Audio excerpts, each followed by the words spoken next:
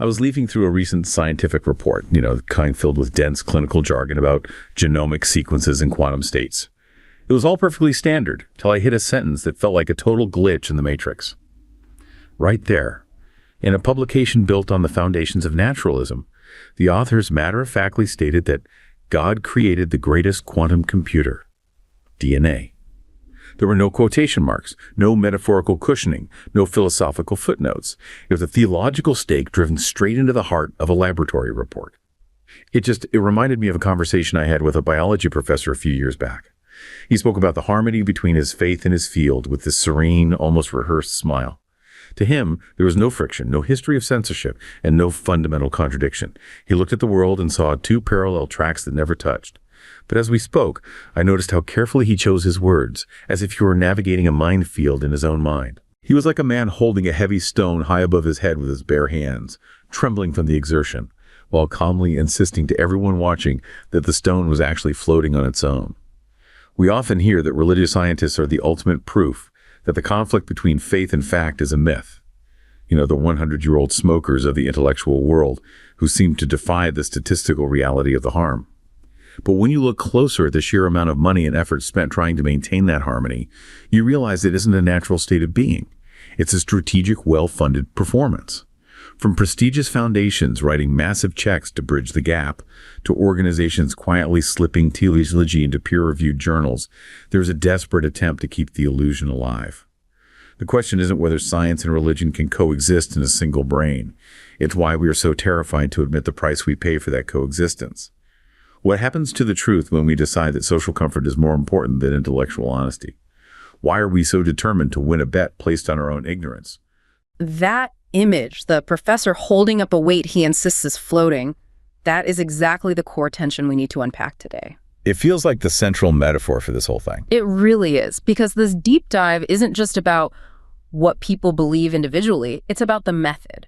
The way they define knowledge, truth, evidence, and the huge institutional forces that want to control that definition. Right. We are diving into a stack of material that reveals this immense strategic effort and the significant financial cost required to maintain what you called the illusion of effortless coexistence. So we're going to trace the mechanisms. Exactly. From the overt challenges, the ones that went right to the courts, to the much, much more subtle ones, the strategic accommodations that mold academic discourse through, frankly, powerful financial incentives.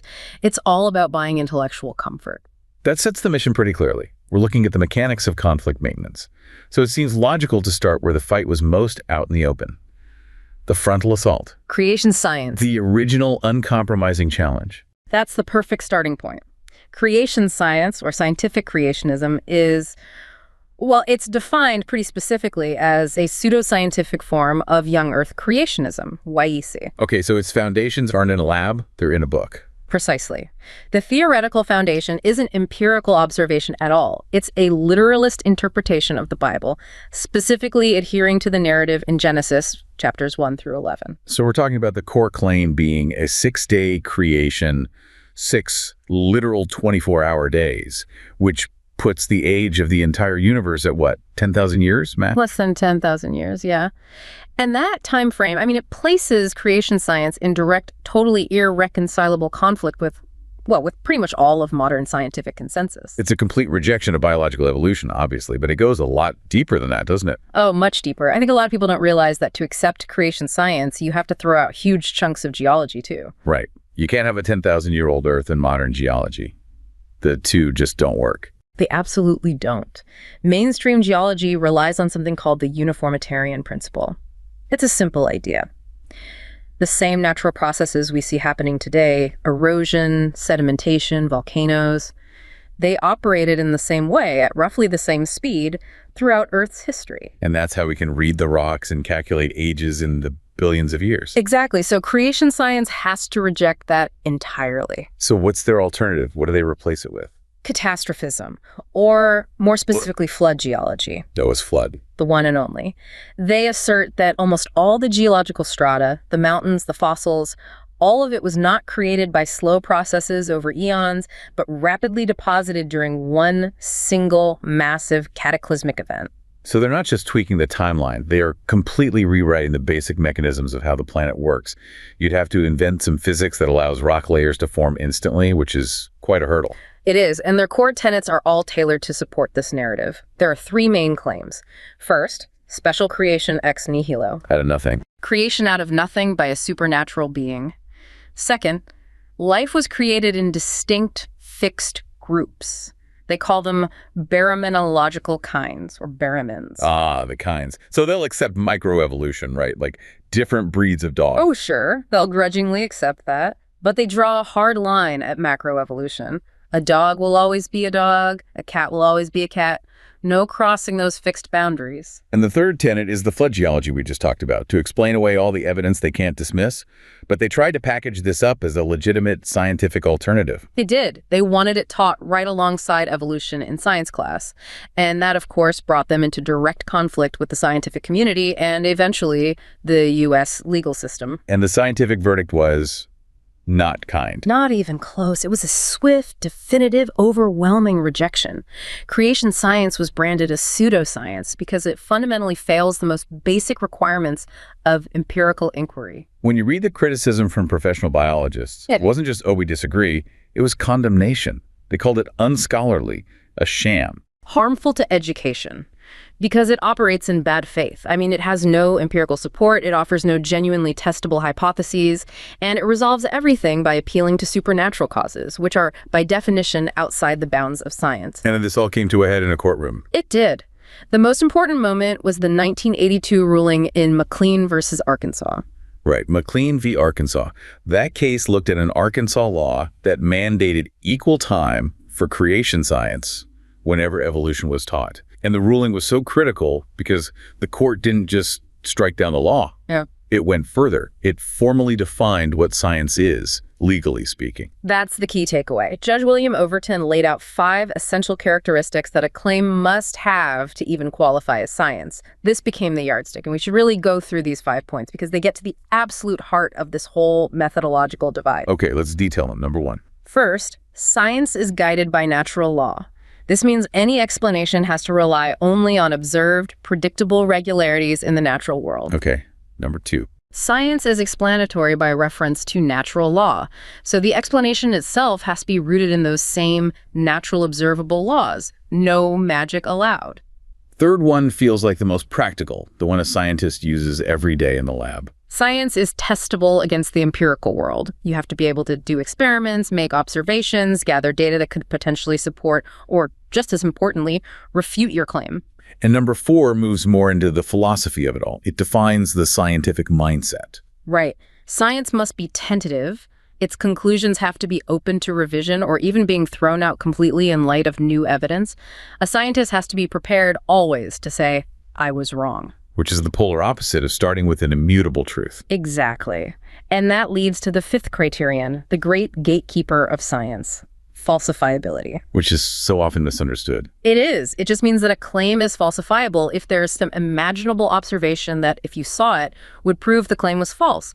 If a claim is structured in a way that nothing could possibly disprove it, then it's not a scientific claim. So if you lay that list of 5 rules next to the tenets of creation science, the whole thing just falls apart. It's an immediate breakdown. The court just went down the list. Take the core claim, sudden creation from nothing. The court ruled that this relies on supernatural intervention. Boom! That violates the first 2 criteria right there. It's not guided by or explained by natural law. You can't put God in a test tube. The cause is supernatural, so you can't test it. Precisely. And that kills it on testability and falsifiability, too. If an omnipotent creator is your cause, no observation can ever refute it.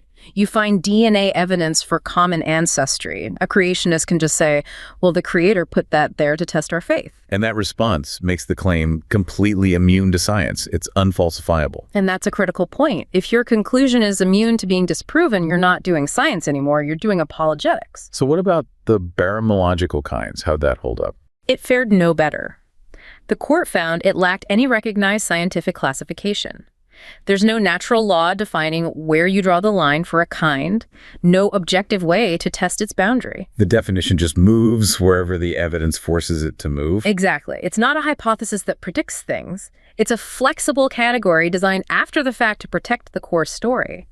And maybe the most damning critique from the judge was about the entire methodology.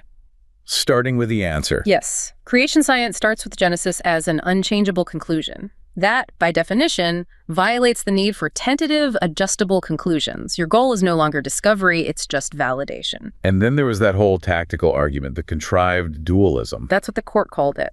This is the creationist argument that says, if evolution is wrong, then creationism must be right. The false dilemma. Total false dilemma. The court dismissed it completely. Evidence against Theory A does not automatically count as evidence for Theory B, especially when Theory B involves a supernatural creator and a 10,000-year-old Earth.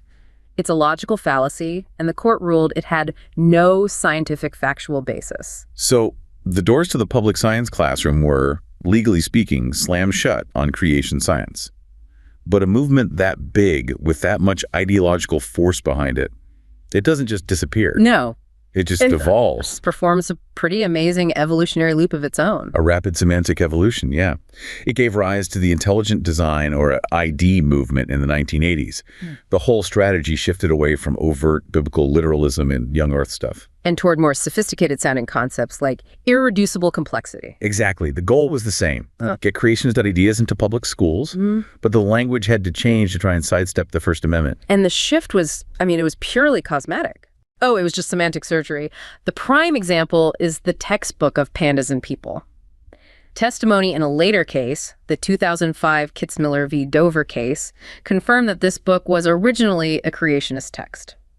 After a key Supreme Court ruling in 1987, the publisher went through a frantic editing process. They just did a search and replace. Literally, they systematically replaced creation with design and creator with designer. That is staggering. It was exposed in court, and the Kitzmiller ruling was just as definitive as McLean. The judge ruled that ID was nothing less than the progeny of creationism. It failed the same legal tests for the same reasons. The only real difference was the strategic use of more ambiguous words. So after the court stopped the frontal assault twice, the conflict just moved to a different theater of operations. It had to. If you can't legally force the conflict into the classroom, you find other ways. You find ways to colonize the dialogue. Through strategic funding. Exactly. We shift from the courtroom to a very sophisticated financial strategy we can call strategic accommodation. This is where the climate of intellectual harmony is cultivated, not because it's real, but because it becomes the most profitable and prestigious stance to take. And that brings us directly to the John Templeton Foundation, JTF. The scale of the JTF is the first thing that just jumps out at you. We are not talking about small academic grants. Not even remotely. The JTF is a global behemoth. Its endowment is as large as major research universities like Caltech. We're talking about an organization that gives out upwards of $70 million in grants every single year. With that kind of money, you can do more than just fund research. You can shape the entire conversation. You can define which big questions get asked, and, maybe more importantly, who gets paid to answer them. And the founder, Sir John Templeton, wasn't exactly subtle about his goals, at least not at the beginning. No, his mission was very overt. The foundation started with the Templeton Prize for Progress in Religion, and he himself said his goal was to influence educated people to wake up to religion. The early winners reflect that. Mother Teresa, Billy Graham. Theologians, spiritual leaders. But then the foundation's public face started to evolve. They started scrubbing the explicit religious mission from their branding. It became much more subtle. Far more subtle. The prize was shortened to just the Templeton Prize. The mission statement shifted away from God and religion and toward supporting open-minded inquiry and explorations into the laws of nature. They adopted that catchy motto, "How little we know, how eager to learn." Which frames them as these neutral patrons of curiosity, when in reality there's a very specific theological goal underneath it all. And this is where we see how the funding isn't just about the science, it's about buying a specific rhetoric to frame the science. The story of the theoretical physicist, Dr. Elena Vance. Exactly. So imagine you're Dr. Vance, you study something highly abstract, totally non-teleological, like quantum gravity. You're offered a massive JTF grant, a career-making grant. But the catch is you have to frame your research within the context of spiritual progress. They're not asking her to fake her data. No, nothing that crude. But she is being subtly coerced into adjusting her scientific vocabulary. What does that look like in practice, on a grant proposal or a paper? Well, it's the difference between precision and palatability. A precise physicist might describe a random quantum event using words like stochasticity or entropy. The JTF funding incentivizes softer, more loaded language, words like purpose, design, or inherent order. So they're buying a translation service. They're taking the raw, cold language of the universe and translating it into something that supports a pre-existing idea of intention. That's the strategic implication. Your financial security comes at the risk of your intellectual honesty. By demanding the conclusions be phrased in a way that builds a bridge between science and religion, JTF is using its money to manufacture intellectual coexistence, where, methodologically, a chasm exists. And it seems like this isn't just about funding research in general, but about rewarding an internal club of people who are willing to play this game. The cronyism seems pretty blatant. The evidence for internal bias, especially with the huge Templeton Prize, over $1.5 million, is very compelling. An analysis of the winners shows a remarkable overlap with the foundation's own board of advisors. How much of an overlap? In some periods, 2/3 of the winners were either current board members or had been highly active with the foundation before they won. So it's not really recognizing external excellence. It's rewarding internal loyalty. It starts to look like that. You might as well buy a lottery ticket where only people who work at the lottery headquarters can play. Figures like Francis Ayala, John Barrow, Paul Davies, all eminent in their fields, no doubt, but they were also all intimately connected to the foundation's leadership structure when they won. It makes involvement with the foundation seem like a prerequisite. Or at least a highly advantageous step. It creates a self-sustaining loop, where JTF funding buys prestige, and that prestige is then used to promote the JTF narrative. And they use their platform to amplify that. The Royal Society event is a perfect example. A perfect example. The Royal Society is one of the most respected scientific institutions in the world. In 2004, JTF paid over $280,000 to sponsor a lecture series there. Of the 6 speakers at this prestigious event, Let me guess. 4 of them were current or recent members of the foundation's board of advisors. This isn't just funding science, it's funding the appearance of independent, high-level endorsement for their own internal network. And this strategic curation goes right into the public debate with their big questions media campaigns. They spent a fortune creating a sense of balanced debate where there might not be one. Over $1 million in media buys. In Scientific American, Nature, the New York Times. The ads promoted the idea that the scientific community was deeply divided on these fundamental questions. But when you look at who they hired to write the essays, They're mostly from the JTF stable. heavily drawn from it. Let's look at the first question. Does evolution explain human nature? Of the 12 essays, 8 were by authors affiliated with the foundation. And the analysis showed that the majority of those affiliated authors expressed doubt that evolution fully explained human nature. While the unaffiliated ones did not. None of them did. So you see the engineered debate. If you'd sampled the broader scientific community, you would likely found overwhelming agreement. Instead, they recruited internally to manufacture the impression of a significant intellectual split. They manufactured the division. What about the second question, about the universe having a purpose? Same mechanism, even more clearly. 8 of the 12 authors were from the Templeton stable, and 7 of those 8 took a clear pro-purpose or religious stance. So the foundation is using its wealth to stack the deck in public forums, making it look like these are 50-50 debates, when, in reality, the scientific consensus is heavily skewed in the other direction. And this is all reinforced by how they manage the environment. The experience of the journalist John Horgan is really telling here. He got a fellowship from them, right? The Cambridge Templeton Journalism Fellowship. He went in to investigate science and religion, and he noted that nearly all the speakers at the events were pro-harmony. Only Richard Dawkins was there to present an incompatible view. He found out that open-minded inquiry had its limits. He did. He told a JTF official that he hoped humanity would eventually outgrow religion, and he was basically chastised. He was told that holding such an opinion was inappropriate for a fellow. The message was clear. You can ask questions, but your conclusions can't threaten the basic premise. And what happened after he expressed that dissent is maybe even more telling. Horgan later found that his name had been removed from the fellowship website. He confirmed he hadn't asked for it to be removed. It suggests the foundation curates its own history by quietly erasing evidence of criticism, further controlling the narrative of perfect harmony. And it's an incentive structure. You see people's careers advance when they align with this accommodationist view. The case of the conservative journalist Rod Dreher is a great example. After he got the same fellowship, he started actively championing this view, arguing against atheist fundamentalism. He promoted this idea that science and religion are just two different ways of knowing things. The NOMA argument, non-overlapping magisteria. Right. And just months after his fellowship ended, Dreher announced he was leaving his newspaper job to become the director of publications at the John Templeton Foundation. Wow. It demonstrates the ultimate incentive. Academics and journalists who take the friendly line are pulled into the Templeton stable and can expect, sizable monetary and career rewards.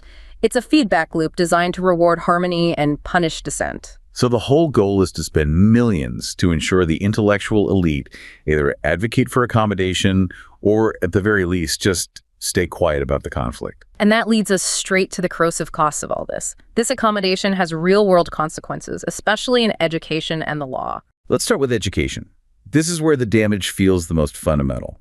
We're talking about groups like Answers in Genesis, AIG. AIG is incredibly effective at getting their theological narratives into primary education, usually by creating their own parallel, faith-based school systems.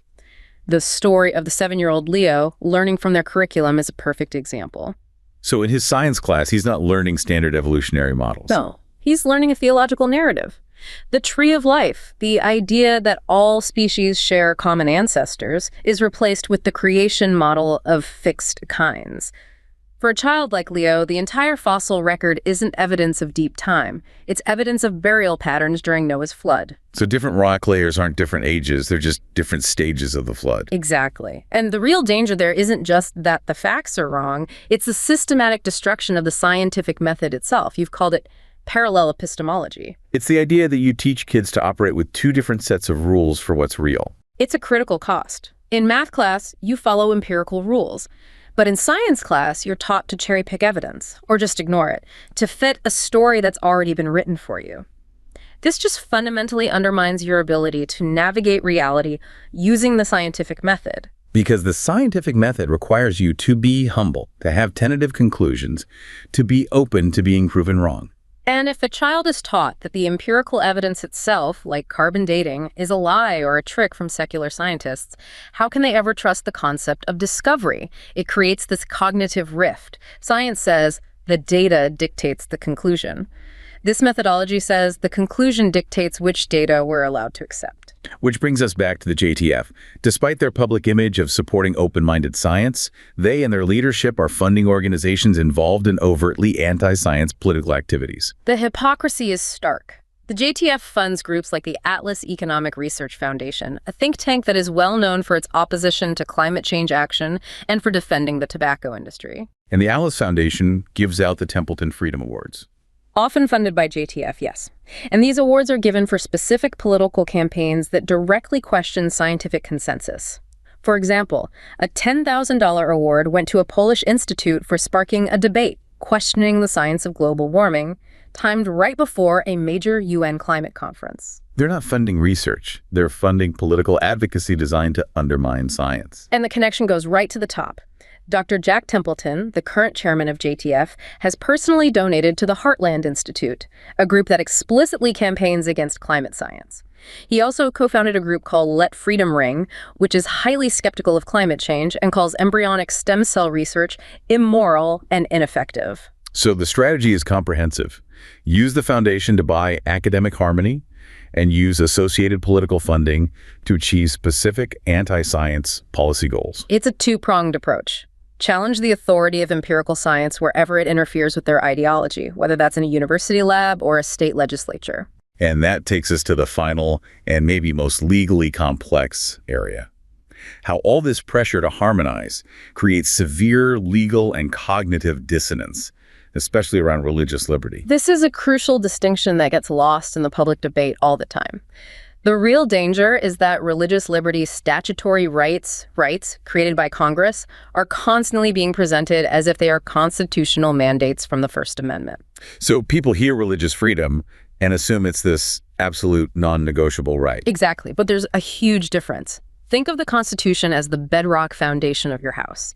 Statutory rights, like the Religious Freedom Restoration Act, or RFRA, are more like special zoning variances the town council passed. The Supreme Court has clarified this, right? The Constitution generally requires everyone to follow neutral, generally applicable laws. Yes, especially after the 1990 case Employment Division v. Smith. But Congress didn't like that standard, so they passed RFRA, which is just a statute. It imposes this hyper-protective standard on the government. The compelling interest test. The compelling interest test, yes.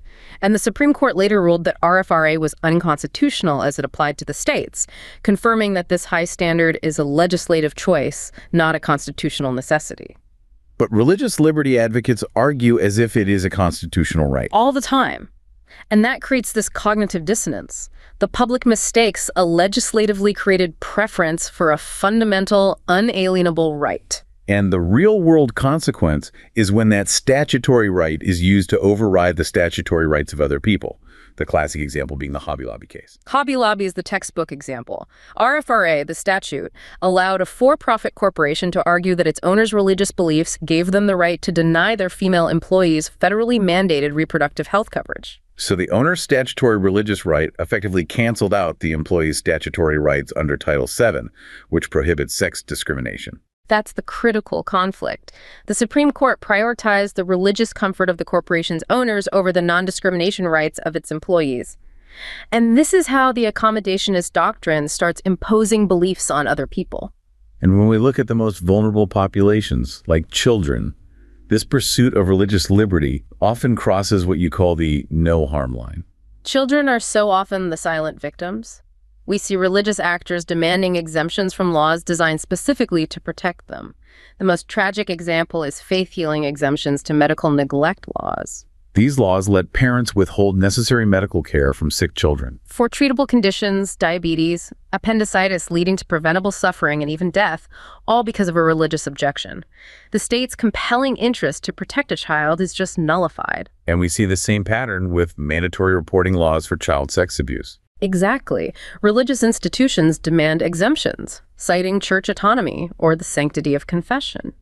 This prioritizes protecting the institution and allows abuse to be concealed, whether it's in the Catholic Church, ultra-Orthodox Jewish communities, or fundamentalist groups. So when you put it all together, supporting these accommodationist doctrines past, that no-harm line isn't about individual freedom anymore. It's about protecting the institution, even at the cost of harming the most vulnerable people inside it.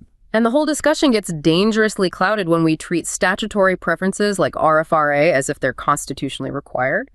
It elevates the religious rights holder above everyone else, and it fundamentally undermines the principle that we all have to abide by the same neutral laws. So we've really explored two very different but connected strategies to maintain this false peace. On one hand, you have the overt, legally rejected attempt to impose dogma as science through creationism and ID. And on the other hand, you have this strategic, incredibly well-funded attempt to manufacture intellectual harmony through organizations like the Templeton Foundation and through legislative lobbying. If you step back and just look at the whole landscape, the common thread is the sheer amount of resources. Yeah. Legal fees, lobbying, millions in grants spent to make sure the public narrative avoids any real intellectual friction. The amount of money alone shows you that this harmony is anything but natural. It's a highly cultivated, incredibly expensive performance. Ultimately, it seems this conflict between faith and science is often less about truth and far more about power, funding, and the strategic control of the public conversation. The integrity of discovery really requires us to see when a claim is based on falsifiable evidence and when it's based on an immutable pre-written conclusion. And the intellectual price we pay for this mandated peace is always the willingness to be less precise with the truth, substituting clear, empirically defined terms for these vague, theologically comfortable concepts like purpose and design, simply because precision is always the first casualty in the name of coexistence.